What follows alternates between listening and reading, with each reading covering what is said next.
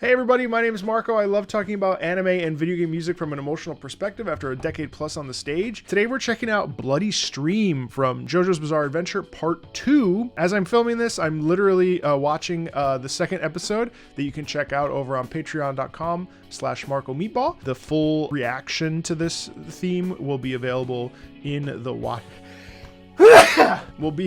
along for episodes 10 and 11 of JoJo's Bizarre Adventure. First of all, I've only had one episode with Joseph Joestar, and you can already tell that the way that this starts,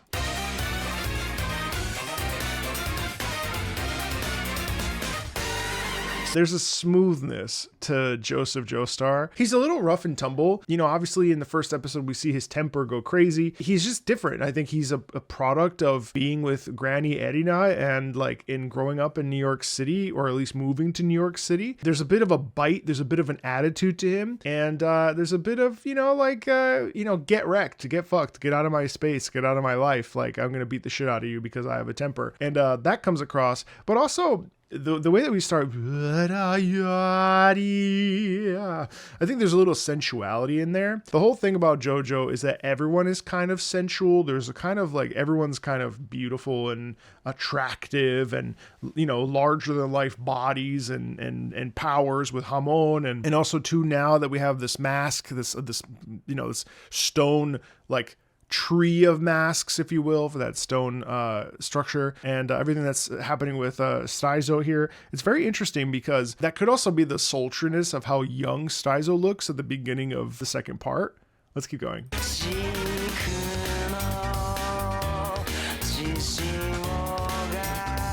Oh my god, I love this. Okay, so from the silent depths, the pillars awaken from their ages-long sleep. Crimson blood summons the valorous to stand up. If inherited love is called fate, then step forward with smiling eyes. You know what? Let me reset and listen to this again, just for my own sake. Also because it's awesome.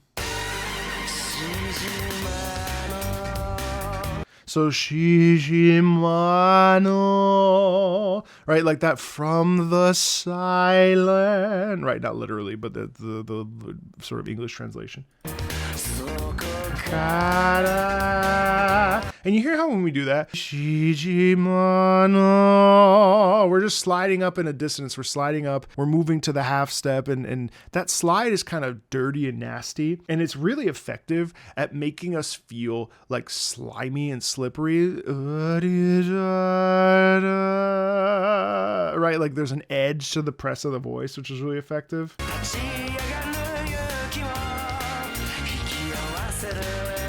God, I love that. Tachiagaru yuki wo hikiawasaru. Stand up. It's like hikiawasaru. It's like, let's go. You have a job to do, man. You got to get going. You have to put the pieces of the puzzle together. This is your responsibility. It's almost like you need to grow up and you need to figure it out. It's almost like it's pointing a finger and being like, do you understand? This is a serious thing that you have to figure out. You can't be a petty kid anymore. This is on you now. You know what I mean?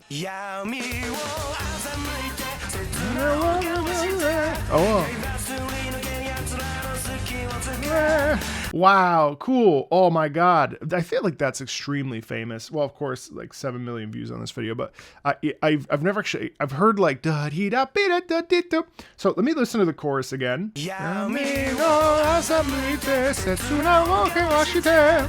That's cool. So it says, mystify the darkness, dodge in a blink, avoid the blade, find an opening and strike. Conviction tested opens the way to the future. That's really cool. That's so much fun. So it's basically pick up your shit, mystify the darkness, dodge in a blink, avoid the blade, find an opening and strike. Conviction tested opens the way to the future. It's come on, man. We got to really figure this out. Come on. Use that strong body. Use that ability. Use that focus. Come on, man. You got to get this shit together. I love that. And then that too. That's so much fun. I like how we go up. That's so much fun. bloody stone, my heart like a bloody stone. Yeah, and then even there, this says the destiny written into your veins, right? I know it's not totally in sync there with the lyrics and the English translation, but even then, it's like, this is a song about destiny. It's a song about gathering yourself up and recognizing that you have a job to do, and your job is to do that job. I mean, it's as simple as that. There's a little bit of optimism, and I think part of it's because Joseph is kind of like bullish, but there's also like a well-natured and well-meaning character in there. And I think as I progress through part 2, I'm gonna see like how Joseph chooses to become an adult, basically, and chooses to be mature. Everything that happened in part 1, now it's the sins of the father, so it kind of ends up landing in Joseph's lap, especially now that we see that Straizo, at least in part 2, episode 1, we can just see that, this is what he wants. Like, he has a goal in mind, and he loves the conviction of freaking Dio, and he loved what happened with the mask, and that's a bit of a surprise, not gonna lie. And so now Joseph needs to figure his shit out. He's not just a kid in 1939 New York now. Now he has to go and like own his, the generational trauma. But like, God, this is sick.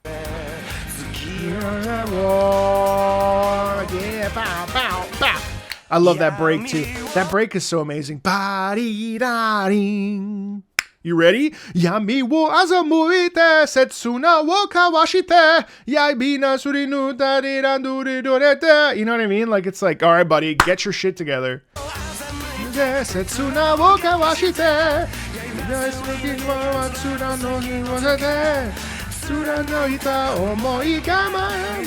Oh, that's also really fun too.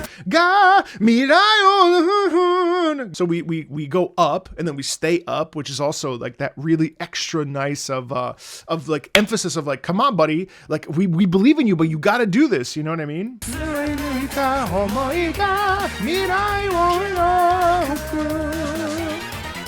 And then that too. That's like this is the conflict. All right, buddy, ready to go? Here we go again. Let me repeat myself. I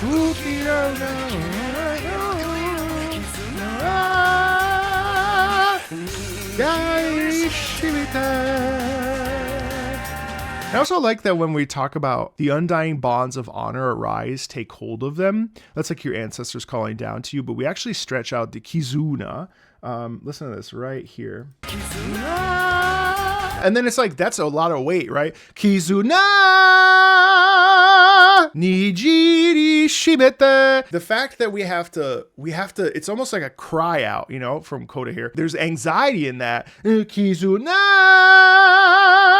right?